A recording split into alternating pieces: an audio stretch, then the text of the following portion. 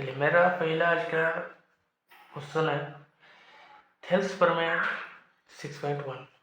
एक question UP board के लिए अनिवार्य है, ये पढ़ना जरूरी भी है। कई बच्चों ने कमेंट किया कि सर थेल्स प्रमेय का थोड़ा बताइए। चलिए, वो कह रहा है यदि किसी त्रिभुज में एक भुजा का समांतर खींची जाए, दो अन्य भुजाओं को समान अनुपात में विभाजित करेगी। तो दो समान अनुपात में विभाजित करने के लिए सबसे पहले हम लोग एक त्रिभुज बनाएंगे। चलिए, इसका नामकरण करेंगे ए बी सी। दो भाग में बांटने के लिए कह रहा है, तो हम कहीं से भी दो भाग इसको बांट देंगे। इसको मान लीजिए आप डी और इसको मान लीजिए आप ई। ए बी सी डी हो गया। आप लोग जानते हैं कि ए और ए समान होता है, फिर ए और ए दोनों, फिर हमारा इसके समांतर कौन हो जाएगा? ए हो जाएगा। चलिए, अब इसको हम दोनों को मिला देते हैं, ठीक। और यहाँ भी हम मिलाएंगे dash dash dash dash dash dash, दोनों को इसका भी नामकरण कर देते हैं। चलिए, ये हमारा फिगर बनके तैयार हो गया। अब हम आएंगे अपने, तो कहेंगे सबसे पहले सॉल्यूशन में दिया है, तो दिया है में क्या लिखेंगे कि मान लीजिए सबसे पहले आपने त्रिभुज बनाया ए बी सी, उसके बीच समांतर रखा खींचा जिसका डी और ई नाम रखा, तो डी ई समांतर बी सी। क्या लिखेंगे पहले? डी ई समांतर बी सी, ये हमको ज्ञात है। फिर इसमें क्या करना है? सीधे अनुपात में हो तो सीधे हमको कर देना है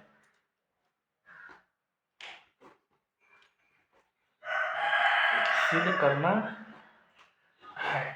क्या सिद्ध करना है हमको? सिद्ध करना है हमको कि AD के बराबर AE हो। AD जो रेखा है ये इसके बराबर हो और DB रेखा हो ये इसके बराबर हो।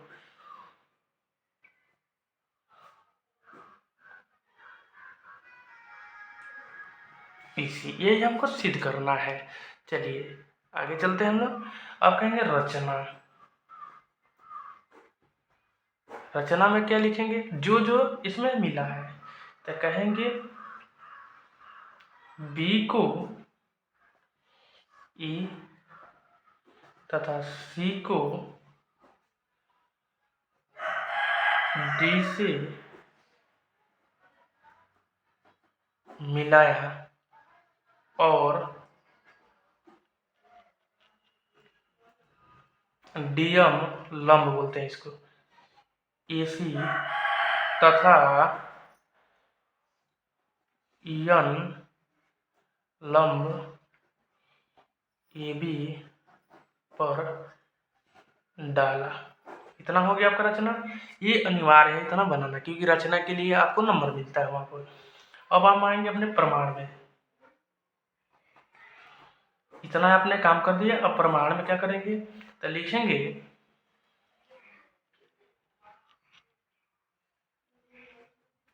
त्रिभुज ADE और त्रिभुज DEB में पहले हम लोग सिद्ध करेंगे इसको। ADE ये ऊपर वाला त्रिभुज और फिर हम लोग एक त्रिभुज बना लेंगे DEB, मतलब ए त्रिभुज और ए त्रिभुज, ए वाला और ए वाला। तो लिखेंगे एरिया ऑफ ADE बराबर हाफ। किसके हाफ है? तो देखिए हाफ आपके सामने है। AD का क्या है बाबू? ये आधा है कि नहीं AD का? तो फिर लिखेंगे गुणे EN क्या है हमारा? तो देखिए E और EN ये भी क्या है? जैसे AD है, ठीक है, AD हाफ है इस पूरे का, तो EN भी हाफ होगा इसी का, इसलिए अब नीचे आ जाएंगे हम एरिया। तो कहेंगे एरिया ऑफ त्रिभुज DEB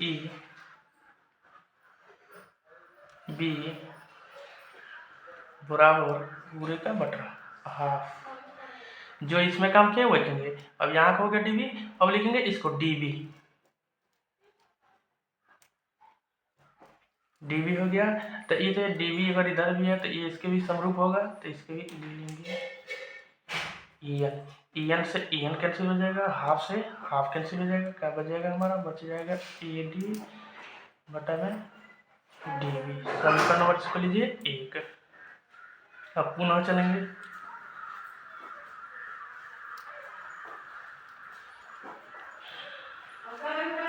त्रिभुज A D E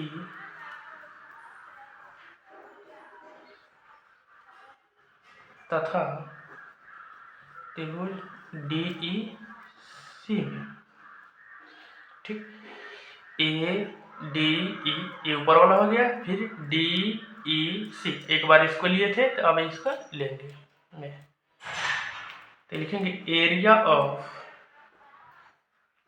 A D E बराबर हाफ गुणे ए ई गुणे डी एम बटा में एरिया ऑफ त्रिभुज डी ई सी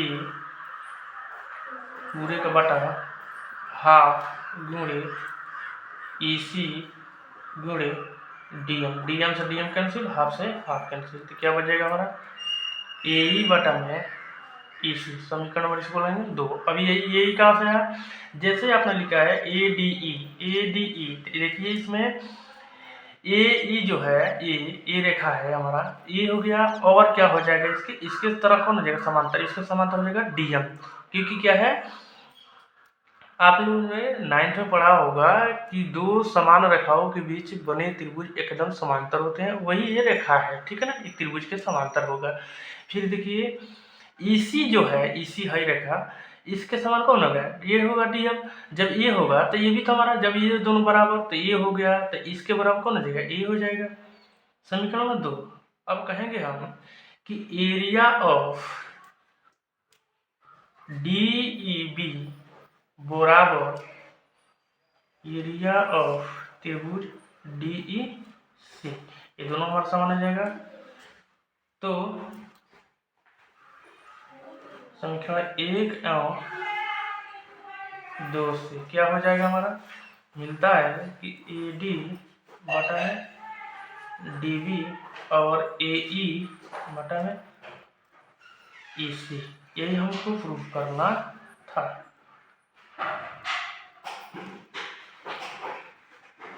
ठीक।